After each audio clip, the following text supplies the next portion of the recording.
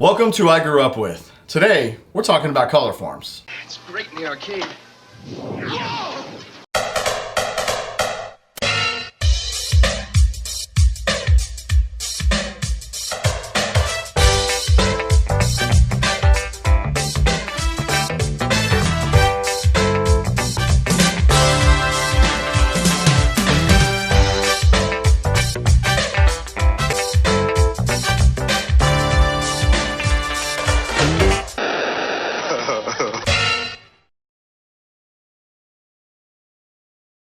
For nearly 7 decades, Colorforms has nurtured the imaginations of children.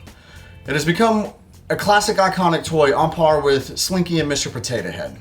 In 2011, Time magazine named Colorforms one of the top 100 toys of all time. But how did it get its start? Colorforms was born when 2 inspired artists, Harry and Patricia Keslevitz, began experimenting with a new medium.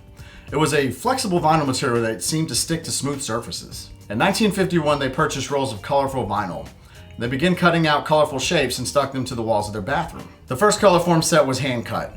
A thimble, a bottle, and even a medicine container top were used as templates for some of the shapes that would become the foundation of the very first Colorform set. It was designed by Patricia and is now housed in the Museum of Modern Art in its permanent collection. Colorforms was originally intended to target adult artists, but as soon as it hit store shelves at FEO Schwartz, kids absolutely fell in love with it. It wasn't long before Harry and Patricia had to move into a factory to keep up with the demand. In 1957, Popeye became the first licensed character to be featured in a Colorform set. The success of Popeye was a game changer for Colorforms.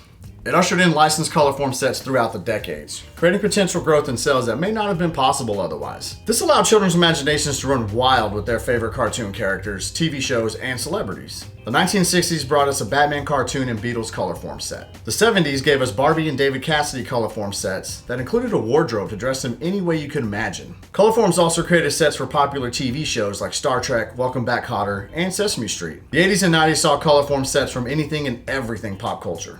If it was popular, Colorforms had a set for it. From E.T., Gremlins, and Pac-Man to New Kids on the Block, WWF, and Steve Urkel, Colorforms capitalized. In 2001, Colorforms celebrated its 50th year in the toy industry, and it continued to roll out popular licensed sets like Harry Potter and SpongeBob SquarePants. The idea of acquiring licensing rights to make toys is a masterful marketing decision, and Colorforms was one of the earliest companies to do it. It allows companies to have something for everyone. No matter what you're into, Colorforms had a set that would appeal to every child. We see this today with Funko Pop figures. Alright guys, so there's your little brief history lesson on Colorforms. Hope you guys learned something. Maybe you did. Maybe you didn't, who knows. For me personally, Colorforms, I didn't have a lot, but one I did have actually was this G.I. Joe Colorform set right here. I was very, very young when I got this. But outside of that one, I didn't have a whole lot. I did have friends who did have quite a few of these, or quite a few friends that had these, I guess. And I was actually kind of a little bit jealous because I didn't have these. I know I shouldn't have been. I had lots of other toys, G.I. Joes and Transformers and Ninja Turtles and all kinds of other things, but it's just kind of one of those things, you know, when you don't have something, you want it. You know, when you're a child, you don't look at it like be grateful for what you have instead of complaining about what you don't. Colorforms is one of those toys that it's very much depending on your imagination. If you're like me, you don't have one, not gonna have very much fun with it for very long, honestly.